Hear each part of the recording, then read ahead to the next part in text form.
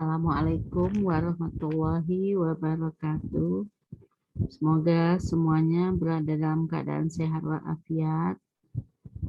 Bertemu kembali dengan Bunda Umul pada kali ini dengan materi kerangka penelitian, yaitu kerangka penelitian skripsi. Sebelumnya bantu like, subscribe agar video ini selalu ada untuk kita semua.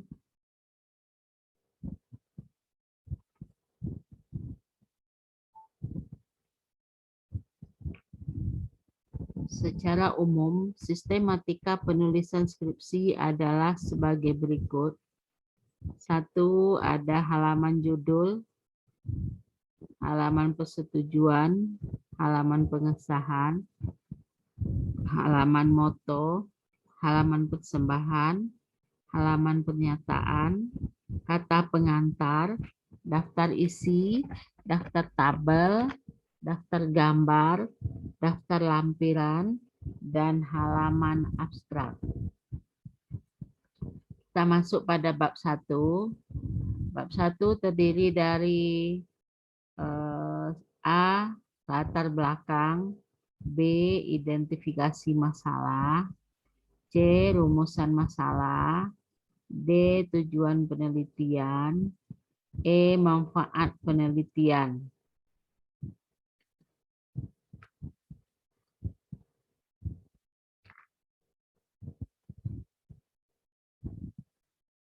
Kita masuk pada latar belakang.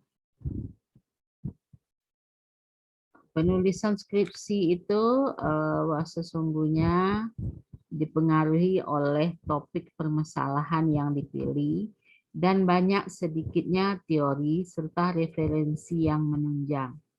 Sebuah penelitian dilatar belakangi oleh suatu masalah. Jadi sebelum melakukan suatu penelitian tentu kita sudah mempunyai suatu masalah ya, kita sudah menemukan masalah. Adapun isi dari bab 1 sebagai berikut. 1. Latar belakang masalah, yaitu menjelaskan hal-hal apa saja yang melatar belakangi suatu masalah sehingga perlu atau penting suatu hal tersebut untuk diteliti. Kemudian latar belakang juga menjelaskan tentang adanya suatu kesenjangan antara teori dengan kenyataan atau prakteknya di lapangan. Jadi latar belakang itu dilatar belakang oleh suatu masalah, yaitu adanya kesenjangan antara teori dengan kenyataan atau prakteknya di lapangan.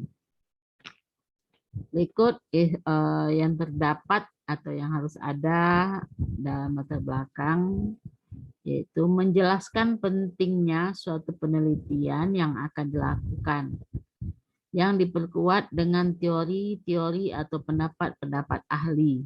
Jadi itu beberapa hal penting yang harus ada dalam bagian A atau latar belakang. Kita masuk pada B, identifikasi masalah, yaitu menuliskan suatu persatu permasalahan-permasalahan yang ada dengan contoh sebagai berikut. Contohnya hasil belajar menulis karangan deskripsi siswa masih banyak di bawah nilai KKM, yaitu 75. Kemudian pembelajaran menulis deskripsi belum menggunakan media yang tepat. Ini adalah contoh dari identifikasi masalah. Jadi dari beberapa masalah kita identifikasi, kita kumpulkan, nanti diambil mana yang lebih urgen. C. Rumusan masalah. Agar penelitian ini tidak dilakukan luar dari fokus atau lebih dari fokus dan mendalam, maka penulis harus melakukan pembatasan variabel masalahnya. Rumusan masalah yaitu mempertanyakan beberapa hal yang berkaitan dengan suatu penelitian, di mana nantinya jawaban dari pertanyaan inilah yang akan menjadi hasil penelitian. Jadi di rumusan masalah itu adalah bertanya ya, menggunakan kalimat pertanyaan. Nanti dari kalimat pertanyaan itu maka pada tujuan penelitian dia akan menjadi kalimat jawaban dari pertanyaan. Penulis harus membatasi atau mengkaji hanya berkait masalah yang hanya berkaitan dengan rumusan penelitian yang harus berupa kalimat pertanyaan tadi ya. Contohnya, bagaimana penerapan media gambar fotografi dalam kegiatan menulis karangan deskripsi oleh guru dengan tema tempat-tempat umum di kelas 5 sekolah dasar. Jadi di sini dia masalahnya nilai siswa dalam menulis deskripsi masih kecil atau masih di bawah nilai KKM. Kemudian dicarikan solusinya, yaitu menggunakan pembelajaran deskripsi ini dengan menggunakan media gambar fotografi. Berikut D, tujuan penelitian. Tujuan penelitian yaitu merupakan jawaban atau sasaran yang ingin dicapai penulis dalam sebuah penelitian. Oleh sebab itu, tujuan penelitian ini adalah menjawab dari kalimat pertanyaan pada rumusan masalah. Ya. Kita lihat tadi contoh kalimat pertanyaannya, bagaimana penerapan media gambar fotografi dalam kegiatan menulis karangan deskripsi oleh guru dengan tema tempat-tempat umum di kelas 5 SD. Kita lihat tujuan penelitiannya yaitu untuk mengetahui bagaimana penerapan media gambar fotografi dalam kegiatan menulis karangan deskripsi oleh guru dengan tema tempat-tempat umum di kelas 5 SDN 10 Curug Tengah. Jadi ini ya ada kata untuk. Yang tadi adalah kata bagaimana. Kemudian berikutnya ada kata untuk. Kemudian manfaat penelitian. Manfaat penelitian ada secara praktis dan ada teoritis. Manfaat secara teoritis yaitu hasil penelitian diharapkan memberikan suatu sumbangan terhadap pengembangan ilmu pengetahuan, wawasan, dan penelitian dapat digunakan sebagai acuan bagi pihak yang terkait. Ini teoritis ya. Jadi kalau dia bertujuan secara teoritis yaitu dia bersumber dari ilmu pengetahuan, wawasan atau penelitian yang digunakan sebagai acuan yang terkait. Kemudian manfaat secara praktis yaitu untuk gurunya, untuk siswa, untuk peneliti, ini disebut praktis ya. Dengan penelitian ini diharapkan dapat meningkatkan kemampuan profesional guru dan memberikan informasi tentang media gambar, fotografi dalam kegiatan menulis karangan deskripsi oleh guru dengan tema tempat-tempat umum di kelas 5 SDN 10 Curug Tengah. Ini contohnya ya. Jadi praktis itu adalah untuk penggunanya. Kalau teoritis itu adalah berlatar belakang pada teori. Ya. Kemudian contoh manfaatnya bagi siswa untuk memberikan pengalaman baru dan diharapkan dapat memberikan kontribusi terhadap peningkatan hasil belajarnya. Kemudian ada lagi untuk peneliti atau bagi peneliti, yaitu untuk menambah wawasan pengetahuan peneliti dan sebagai gambaran mengenai kelebihan dari penggunaan model pembelajaran, serta memberikan informasi tentang media gambar fotografi dalam kegiatan menulis karangan deskripsi oleh guru dengan tema tempat-tempat umum di kelas 5 SDN 10 Curug Tengah. Jadi ada bagi peneliti, bagi siswa, bagi pihak sekolah ya.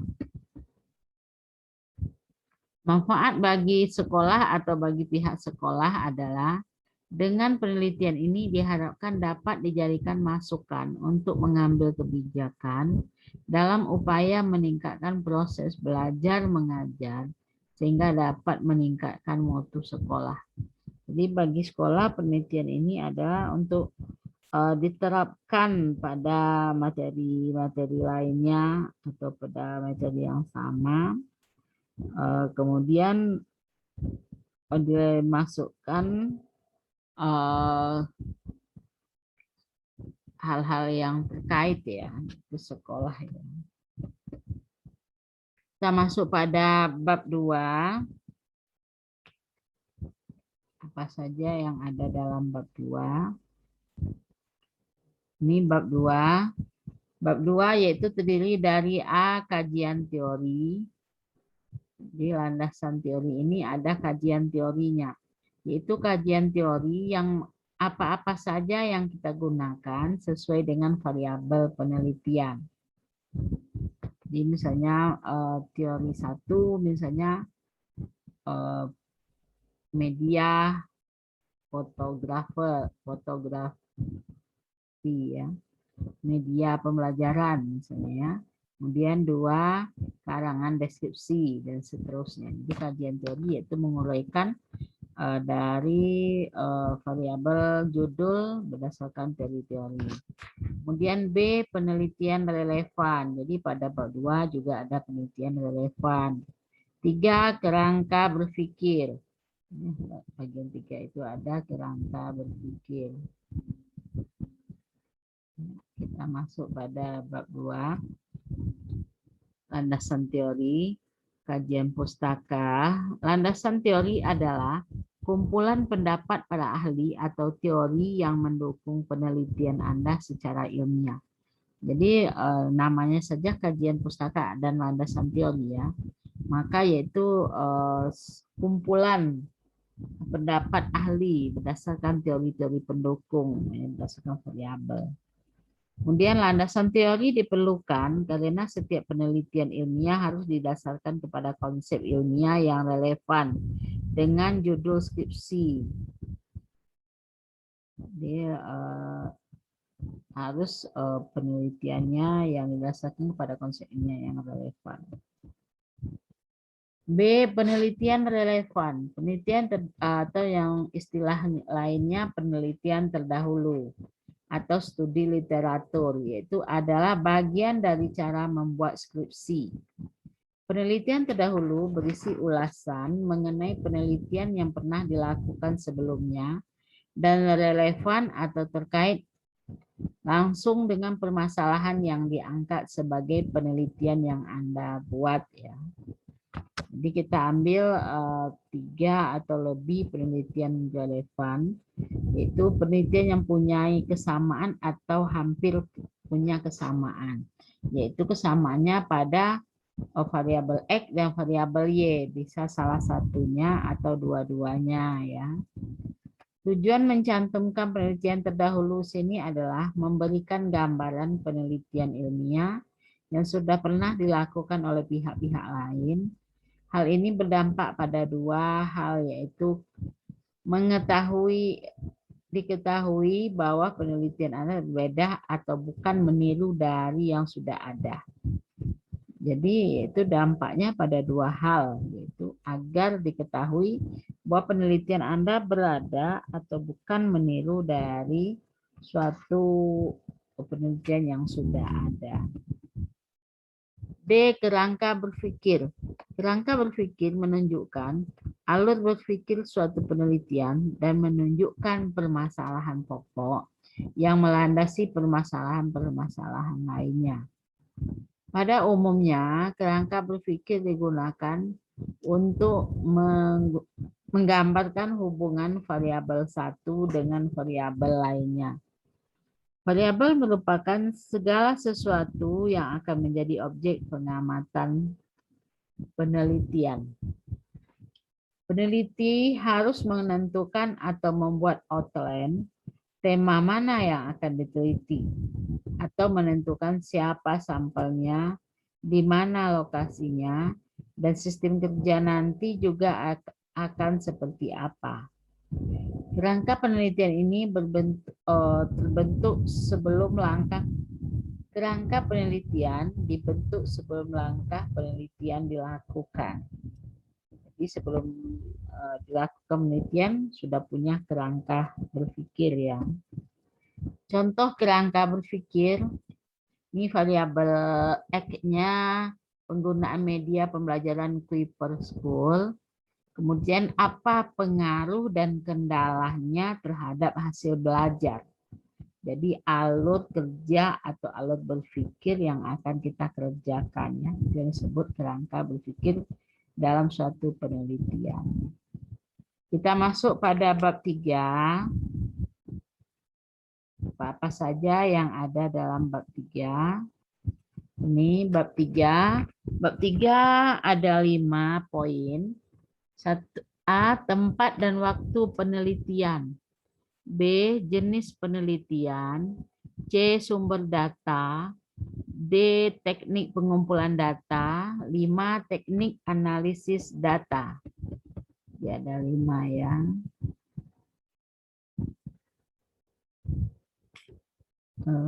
Kemudian bab 3-nya tempat dan waktu penelitian. Sebaiknya tempat penelitian dipilih atau ditentukan dengan pertimbangan-pertimbangan tertentu. Misalnya, dapat dijangkau oleh peneliti dan tidak terlalu luas atau spesifik. Jadi tempatnya jangan terlalu jauh, ya, boleh yang dekat. Jangan nanti saat penelitian masalahnya di transport atau di ongkos dan sebagainya. Maka lakukanlah penelitian dengan menggunakan pertimbangan-pertimbangan. Berikut, waktu penelitian merupakan jangka waktu yang digunakan oleh peneliti untuk melakukan kegiatan penelitian. Dimulai dan penyusunan rancangan penelitian sampai penulisan laporan hasil penelitian dengan pertimbangan tertentu sesuai masalah yang akan diteliti. Jadi waktunya juga ada batasannya. Jadi 4 bulan atau 6 bulan berdasarkan SK Anda diserahkan kepada Bunda. B, jenis penelitian. Jenis penelitian menunjukkan pendekatan dan metode yang digunakan peneliti dalam merencanakan kegiatan penelitian. Jadi di dalam metode penelitian atau bab 3 ada yang namanya jenis penelitian. Misalnya, peneliti menggunakan pendekatan kualitatif dan metode yang diterapkan yaitu fenomenologi. Selanjutnya, peneliti menjelaskan secara singkat, padat, dan jelas mengenai penggunaan fenomenologi dalam rencana penelitian yang akan diterapkan. Ini yang disebut dengan jenis penelitian ya. Jenis penelitian juga ada kualitatif, ada kuantitatif, ada action research, ada telaah pustaka, dan lain sebagainya. C. Sumber data. Sumber data dapat dibedakan dalam 2 jenis, yaitu data primer dan data sekunder. Ini data primer, data utama ya. Data primer diperoleh peneliti melalui kegiatan pengumpulan data lapangan atau objek penelitian. Contoh data primer yaitu hasil wawancara, hasil observasi, dan angket yang telah disebar, data-data sekunder, dan merupakan data yang telah ada sebelumnya, sehingga peneliti tidak perlu terlibat langsung di lapangan atau objek yang diteliti.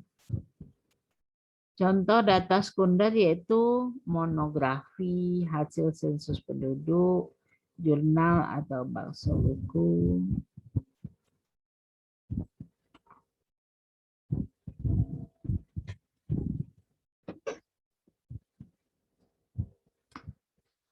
Berikut sumber data.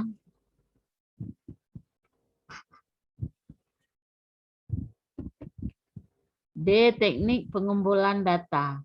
Teknik pengumpulan data itu menjelaskan cara-cara yang dilakukan peneliti dalam mengumpulkan data lapangan. Teknik pengumpulan data kualitatif dan kuantitatif tentu berbeda. Pada umumnya, penelitian kualitatif menggunakan teknik observasi dan wawancara. Sementara itu, teknik pada penelitian kuantitatif dilakukan melalui angket atau kuesioner dan pengukuhan objek. Teknik analisis data. Data didapat, kemudian dianalisis. Teknik analisis data, bagian ini menguraikan cara dan proses pengelolaan data yang akan digunakan peneliti. Teknik analisis data kuantitatif dilakukan dengan melalui proses penelitian.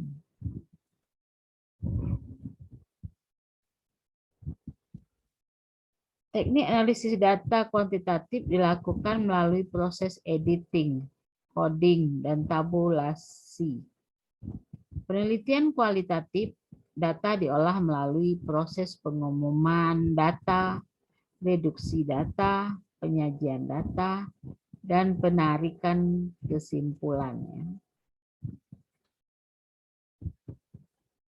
Kita masuk pada bab 4. Apa-apa saja yang terdapat dalam bab 4, kita scroll dulu ke atas slide-nya. Bab 4 itu ada hasil penelitian dan pembahasan ya. Di pada bab 4 ada hasil penelitian dan pembahasan. Hasil penelitian berisikan apa yang diperoleh di lapangan. Peneliti membahas sedetail mungkin dan sejelas mungkin. Ada 3 cara, yaitu dengan cara penyajian tekstur, penyajian tabulator, penyajian grafik, penyajian tekstual. Peneliti mendeskripsikan sedetail mungkin dan diupayakan secara singkat. Berbeda lagi dengan penyajian tabulator bentuk tabel dan grafik. Berikut ada pembahasan. Pada bab pembahasan ini, di bagian pembahasan lebih mengulas secara teoritik dari hasil penelitian. Jika peneliti ingin fokus menonjolkan aspek teoritis, maka penulis membandingkan premis-premis yang mendukung hipotesis dengan cara dan realitas yang sudah ada. Kemudian apa lagi yang ada dalam pembahasan? Pembahasan juga untuk memfokuskan pada aspek metodologis, bisa juga menjelaskan fenomena penggunaan asumsi ilmiah yang tetap sesuai dengan logis. Kita masuk pada bab 5. Bab 5 yaitu berisikan simpulan dan implikasi serta saran-saran. Simpulan yaitu harus dibuat secara efektif mungkin, seefektif mungkin, yaitu menggunakan kertas. Jadi hal-hal yang menjadi simpulan berdasarkan tujuan penelitian itu patokannya ya. Kemudian ada implikasi. Implikasi adalah akibat yang timbul dari adanya penerapan suatu program atau kebijakan yang dapat berdampak baik buruk terhadap pihak-pihak yang menjadi sasaran pelaksanaan program. C. Contoh, penelitian yang peneliti lakukan ini telah membuktikan teori bahwa layanan bimbingan dan konseling memiliki hubungan yang positif dengan kegiatan belajar. Jadi kerangka berpikirnya disebut implikasi ya. Jadi implikasi itu adalah kerangka berpikir dari suatu alur penelitian ilmiah. Contoh peneliti yang peneliti lakukan telah membuktikan teori bahwa layanan bimbingan dan konseling memiliki hubungan yang positif dengan kegiatan belajar. Bagian C yaitu ada saran-saran dan daftar pustaka. Demikianlah materi kita pada kerangka penelitian skripsi. Semoga bermanfaat.